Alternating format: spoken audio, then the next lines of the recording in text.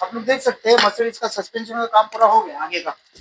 गाड़ी चलाने के बाद थोड़ा पीछे से पटकने का आवाज आ रहा था मेरे को, इसके लिए हम लोगों ने चेक करे पीछे की भी शॉक अब्जर्वर निकाल दिया। ऐसे अगर तुम अगर शॉक अब्जर्वर को ऐसे चेक करोगे ना दबा के नॉर्मली, तो इतने हार्ड है ना ये कि ऑटोमेटिक ऊपर भी आते हैं। लेकिन इसके अंदर जो एक्चुअल प्रॉब्लम आता ना ये 205 मॉडल के अंदर, इसका जो है ना ये जरा नजदीक आओ, जरा सर नजदीक आओ। आप ये लोग देख सकते हैं इसके अंदर ये जो है शॉकर ये पूरा चल रहा है, इसकी आवाज भी आ रही है,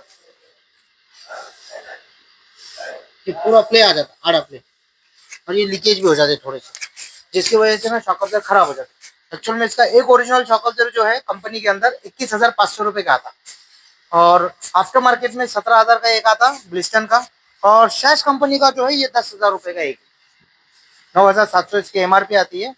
ये शैश कंपनी अभी हम लोग ने मंगाया, और आप लोग देख सकते हैं ये भी एकदम हार्ड है, और इसके अंदर भी देख सकते हैं आप जर्रा भी प्ले नहीं है।